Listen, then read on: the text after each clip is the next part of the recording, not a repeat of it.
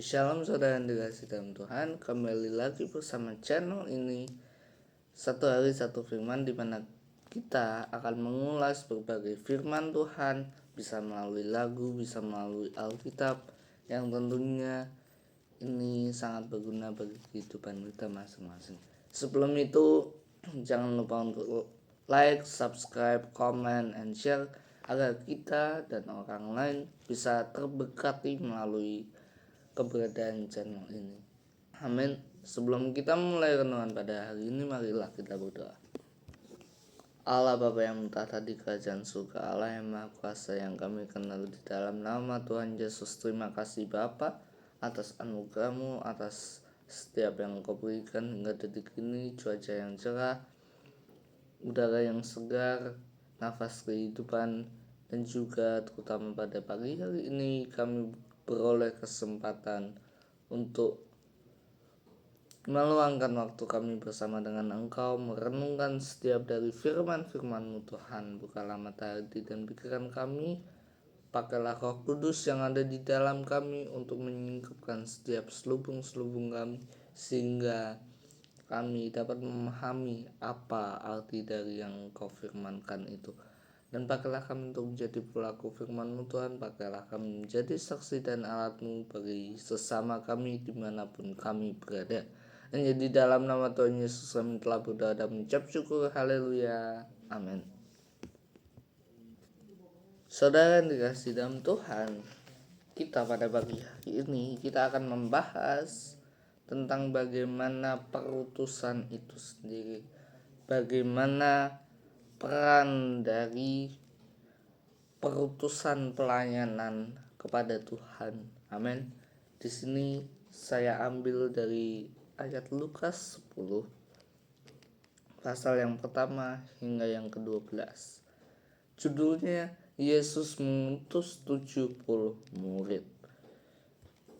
Kemudian daripada itu Tuhan menunjuk 70 murid yang lain, lalu mengutus mereka berdua-dua mendahuluinya ke setiap kota dan tempat yang hendak dikunjungi. Katanya kepada mereka, tuaian memang banyak, tetapi pekerja sedikit. Karena itu mintalah kepada Tuhan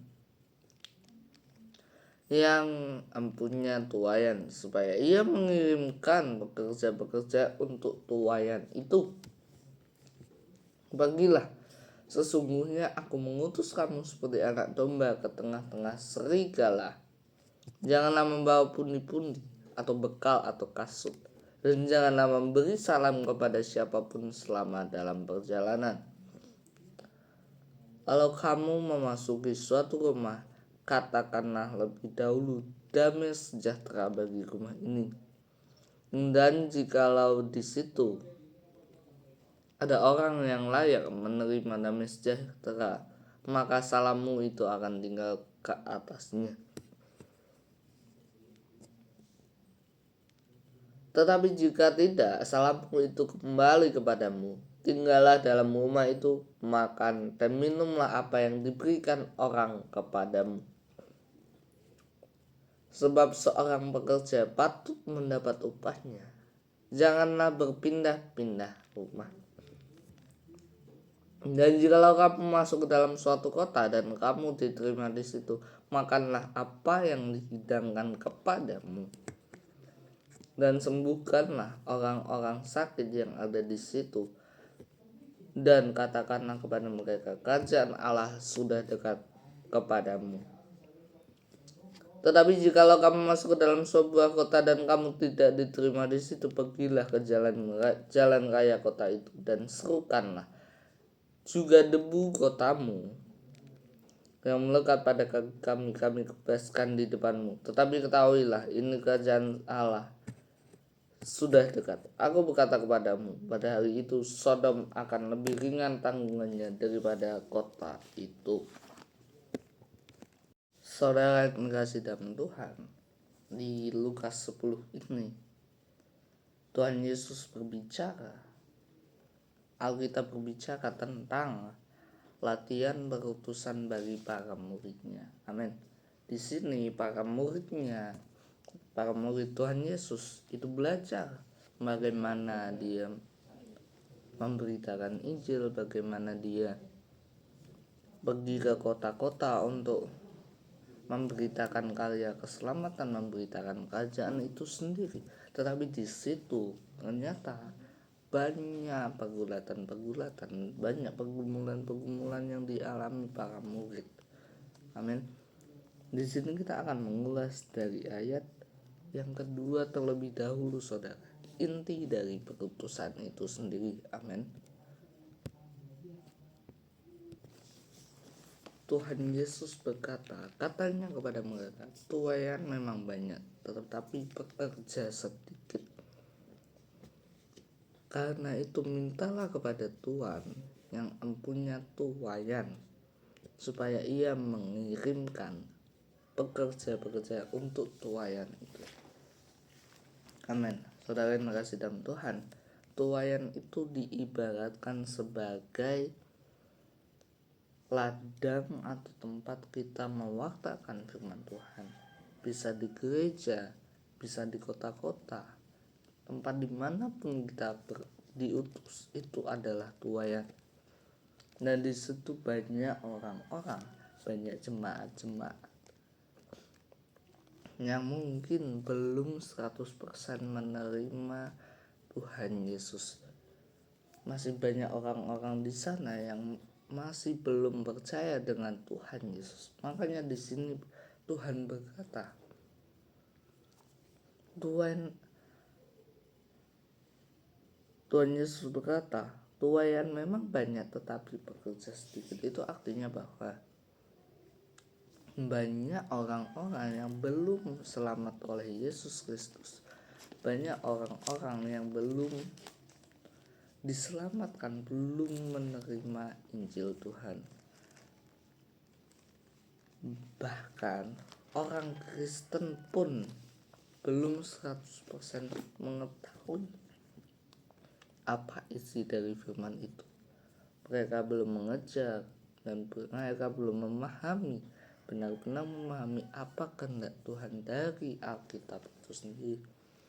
Makanya di sini pekerja itu sedikit. Orang yang memberitakan kerajaan Allah itu cukup sedikit, saudara. Ini sangat-sangat sedikit dibandingkan dengan orang-orang yang tidak melakukan pewartaan firman Tuhan, tidak di dalam pewartaan firman Tuhan. Ini sangat jelas terjadi karena jemaat di dalam Kristenan, jemaat itu lebih banyak daripada pendetanya.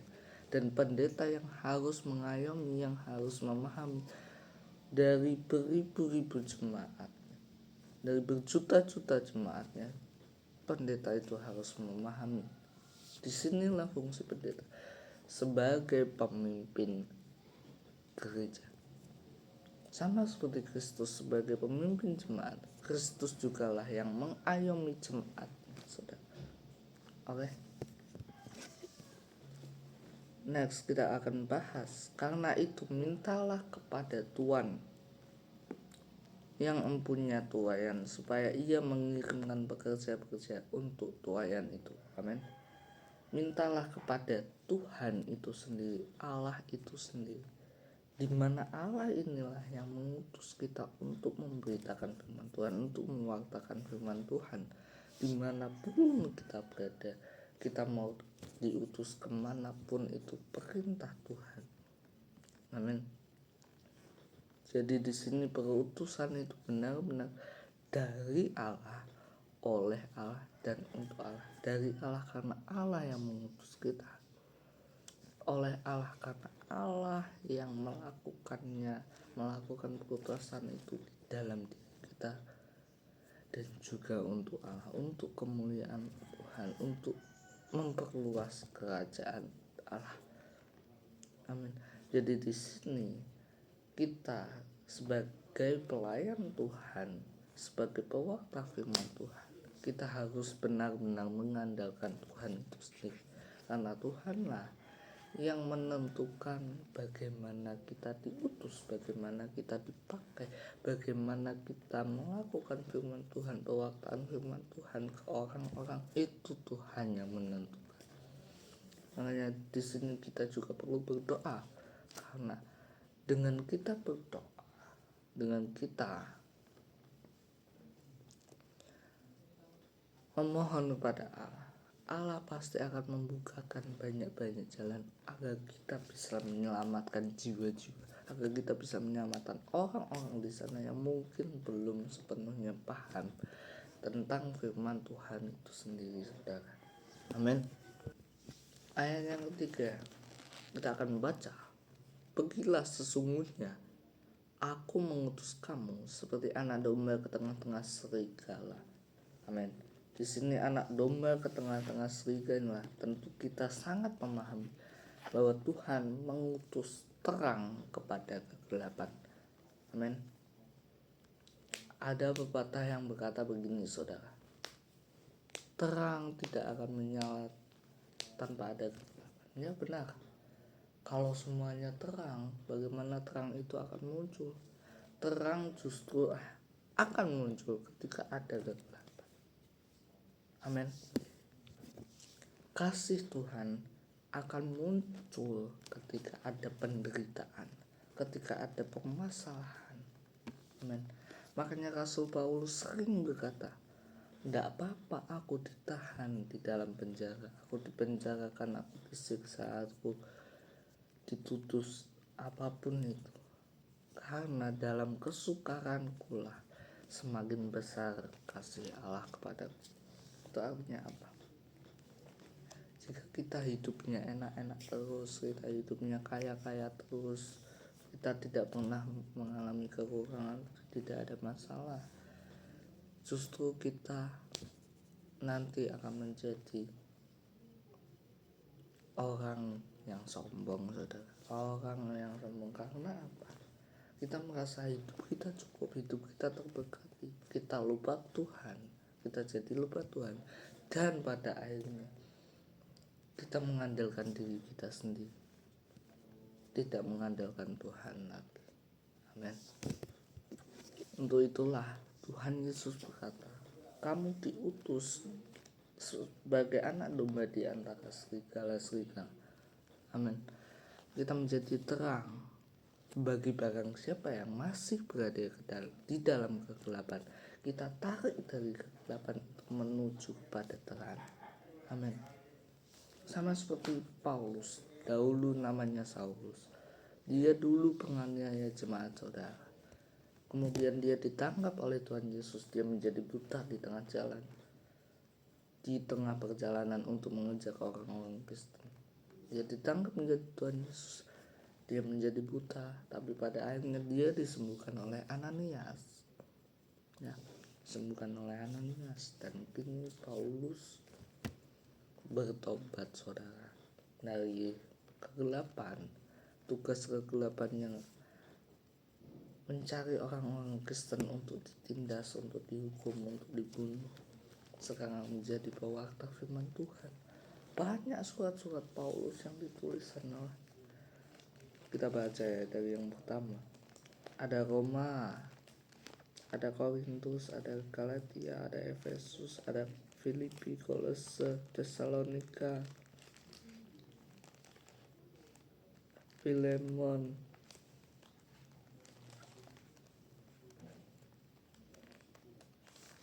banyak. Jadi di sini fungsi putusan itu sendiri, inti dari putusan itu sendiri adalah Allah itu sendiri bekerja di dalam diri kita. Amin. Di dalam perkataan Tuhan itu Allah bekerja, saudara. Jadi saudara, jangan takut ke dalam kegelapan, jangan takut ada masalah di dalam pewartaan firman Tuhan. Karena apa? Di dalam masalah itu kita semakin diuji keimanan kita. Apakah kita tetap setia mewartakan firman Tuhan? Apakah kita tetap berpegang sama perintah Tuhan, apa yang dikatakan Tuhan? Apakah kita tetap menanti-nantikan kasih Tuhan untuk membukakan jalan semuanya. Disitulah iman kita dibentuk, dibangun. Amin. Kita baca di ayat yang 4. Janganlah membawa pundi-pundi atau bekal atau kasut, dan janganlah memberi salam kepada siapapun selama dalam perjalanan. Di sini intinya, kalau kita mau terlibat dalam kegiatan rohani, pelayanan di gereja, pewartaan firman Tuhan, misionaris atau apapun itu, kita tetap utamakan kerohanian kita. Amin. Artinya apa? Boleh kita mengurusi, memikirkan perkara-perkara rohani seperti ekonomi, seperti transportasi, seperti jarak pewartaan dari kota ke kota, perjalanannya di mana, kita boleh pikirkan.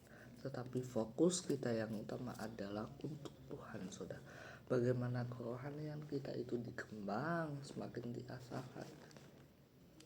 Karena ketika kita sudah jatuh ke dalam duniawi, apalagi kita masih hidup di dalam dunia ini, ada keinginan roh, gangguan itu nanti kita jatuhnya menjadi sombong, saudara.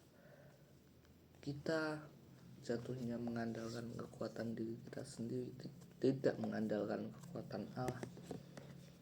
Kalau kita mengutamakan perkara duniawi, roh itu sendiri, kekuatan rohani itu sendiri yang ada dalam diri kita, yang potensinya berkembang itu besar, itu justru terhambat oleh pikiran-pikiran duniawi kita. Misal, kita diutus ke kota A, ke kota B untuk mewartakan firman Tuhan, tetapi kita sibuk mengurusi, aku nggak ada uang nih, aku masih harus bayar utang, bayar sekolah, bayar kerjaan dan lain sebagainya, aku harus kerja biar dapat uang dulu.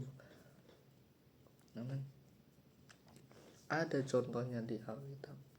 Yang pertama, harus izin dulu ke keluarganya baru mengikuti Yesus. Yang kedua, harus memakamkan ayahnya dulu baru mengikuti Yesus. Yang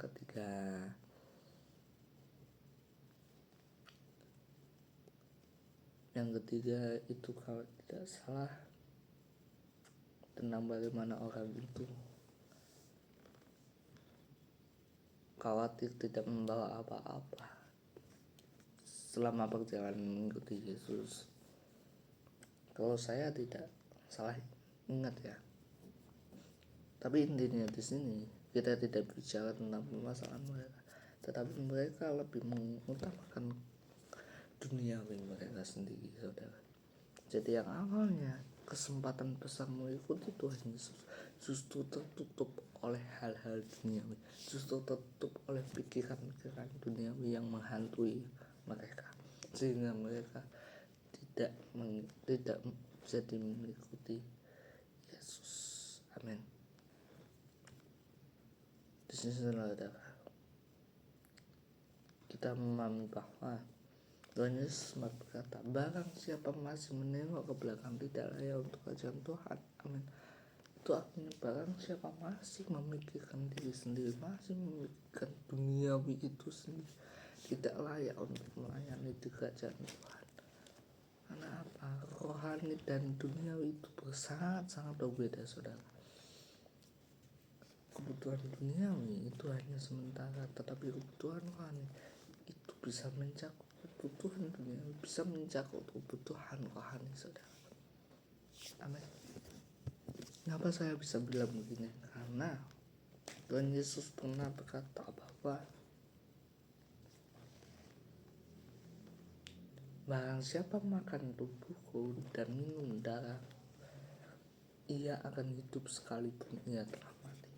Walaupun daging itu udah mati, walaupun kita meninggal, udah dipanggil Tuhan, tetapi ketika roh kita sudah mengikuti Tuhan Yesus, sudah mengikuti Roh Kudus, sudah ada Roh Kudus di dalam diri kita akan dibawa ke dalam surga. Amin. Jadi daging itu mati, roh itu hidup. Kalau kita mematikan keinginan daging kita, keinginan roh itulah yang akan hidup, dan kita akan lebih fokus melayani Tuhan dengan berbagai kondisi apapun itu, saudara. Amin. Di ayat selanjutnya, di dalam Lukas 10, Tuhan Yesus berkata bahwa jangan lupa menyampaikan salam damai sejahtera, di mana ketika kita mewartakan firman Tuhan dimanapun kita berada, jangan lupa menyertakan Tuhan agar Tuhan memimpin kita. Karena kita tidak tahu kondisi di sana bagaimana, hati mereka itu bagaimana, kepercayaan mereka itu seperti apa, kita tidak tahu. Makanya kita butuh Tuhan untuk membimbing kita melalui pikiran kita, perkataan kita, hati kita, agar kita bisa menyelubungi, memasuki ke dalam daerah-daerah di mana Tuhan sudah tetapkan itu menjadi tempat perutusan kita. Amin.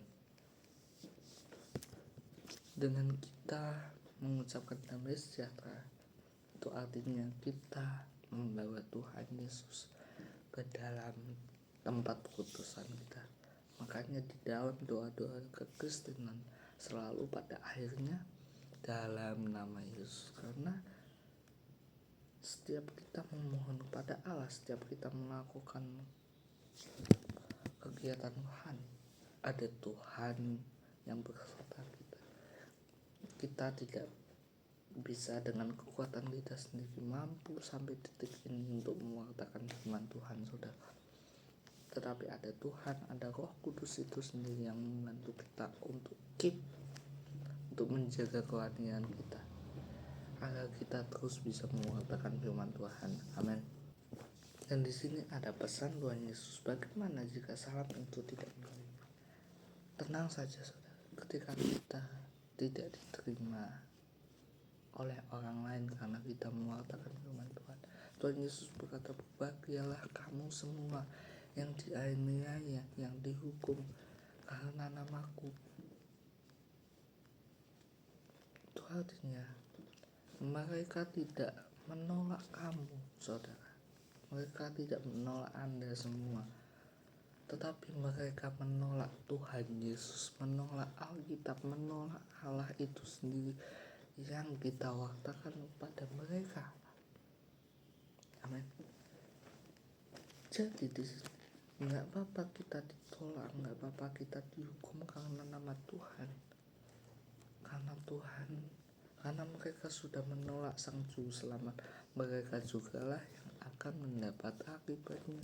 Kita tidak perlu memikirkan pusing perkara-perkara itu. Tidak. Semuanya dari Tuhan, oleh Tuhan, dan untuk Tuhan. Kita hanya melakukan bagian kita, mewartakan firman Tuhan. Kalau diterima ya puji Tuhan. Ada orang bertobat, satu orang bertobat, seluruh laskar malaikat di surga bersuka cita. Tetapi ketika ada orang yang menolak firman Tuhan, dia menolak Sang Juru Selamat, menolak kerajaan Allah itu sendiri, bukan menolak Anda, tetapi menolak siapa yang Anda bawa, yaitu Yesus itu sendiri. Amin. Di ayat yang 11 kita membahas bahwa juga debu kotamu yang melekat pada kami kebaskan di depanmu, tetapi ketahuilah ini kerajaan Allah sudah dekat. Amin. Debu kota itu artinya bahwa segala jenis alasan yang timbul sebagai bentuk alasan mereka menolak firman Tuhan, para rasul ini menebaskan di depan kota itu sebagai tanda bahwa debu ini adalah cara iblis untuk menolak firman Tuhan lewat berbagai alasan dan lain sebagainya. Ini harus kita kebaskan. Karena apa? Kita jangan menanggung dosa orang lain. Maksudnya begini saudara, kalaupun kita ditolak, kalaupun mereka tidak menerima firman Tuhan, kita ampuni saja mereka, kita berkati saja mereka, karena mereka tidak menolak Anda saudara, mereka menolak Sang Juru Selamat. Jadi biarlah Tuhan yang membalas mereka, biarlah Tuhan yang merubah mereka dengan kehendak Tuhan. Kita tidak tahu merubahnya menjadi lebih baik atau menjadi lebih buruk. Itu menurut firman Tuhan, menurut kehendak Tuhan. Amin. Yang terakhir, aku berkata kepadamu, pada hari itu Sodom akan lebih ringan tanggungannya daripada kota itu. Masih ingatkah saudara tentang Sodom dan Gomora? Di mana masih banyak perilaku perzinahan yang tidak pantas di kota-kota itu, dan yang terutama adalah istri dari Lot itu menoleh ke belakang sehingga dia menjadi batu.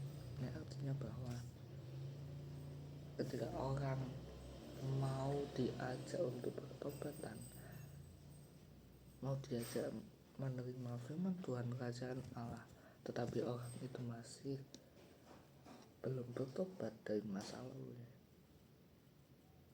masih memikirkan apa yang terjadi di masa lalunya. Apakah aku layak untuk kerajaan Allah? Apakah dengan kondisiku ini layak untuk menerima Tuhan Yesus? Orang-orang yang seperti itulah yang tidak layak untuk kerajaan surga. Karena apa? Tuhan tidak memandang siapapun saudara. Semua itu saudara, semua itu sahabat. Kau saudaraku dan kau sahabat. Tidak ada yang dapat memisahkan kita. Tidak ada yang dapat memisahkan kita ketika kita di dalam Kristus. Sekalipun itu pencobaan, sekalipun itu harta duniawi, ketika kita di dalam Kristus, ketika kita dalam Roh itu sendiri saudara, ada kesatuan iman, kesatuan baptisan, kesatuan roh yang Tuhan curahkan bagi jemaat-jemaat. Makanya di sini dikatakan, pada hari itu Sodom akan lebih ringan tanggungannya daripada kota itu. Karena kota itu sudah menolak kerajaan Allah. Kerajaan Allah sudah dekat, itu artinya pertobatan itu sudah dekat. Tetapi banyak yang menolak. Makanya di sini Tuhan berkata, tuayan memang banyak. Orang-orang yang belum bertobat itu memang banyak. Orang yang belum menerima Injil itu sangat banyak sekali. Dan pekerja itu sedikit. Orang-orang yang beritakan firman Tuhan itu sangat-sangat sedikit dibandingkan dengan jumlah orang yang belum menerima firman Tuhan. Amin. Marilah kita berdoa. Allah yang Maha Kuasa yang kami kenal dalam nama Tuhan Yesus, terima kasih Bapa atas anugerah-Mu baik secara jasmani maupun rohani Tuhan. Secara rohani Tuhan, terutama Tuhan, kami Tuhan semakin memahami bagaimana perutusan itu sendiri terjadi Tuhan, dari Engkau, oleh Engkau, dan untuk Engkau. Dari Engkau karena Engkau yang mengutus kami, Engkau yang memakai kami menjadi saksi dan alat untuk menjadi pewarta firman-Mu Tuhan bagi orang-orang yang membutuhkan firman Tuhan. Yang kedua, oleh Engkau karena Engkau juga lah yang sudah mengutus kami, dan Engkau juga lah yang bertanggung jawab dari awal, pertengahan hingga akhir nantinya Tuhan. Yang ketiga, untuk Engkau biarlah kami tetap memfokuskan kehidupan kami, pusatkan pikiran kami terhadap kegiatan-kegiatan rohani, terhadap pelayanan-pelayanan rohani, sehingga kami mengutamakan kerohanian kita, kerohanian kami daripada dunia kami, sehingga kami semakin dekat dengan Allah, semakin membangun kehidupan dengan Engkau, yang Engkau yang bekerja dalam kami. Amin. Terima kasih Bapak. Kami serahkan seluruh kehidupan kami, hubungan kami ke dalam tangan kuasa Tuhan. Ya Allah, Tuhan yang memakai kami menjadi saksi dan alat Tuhan, menjadi pewarta firman Tuhan. Ini di dalam nama Tuhan Yesus. Haleluya. Amin.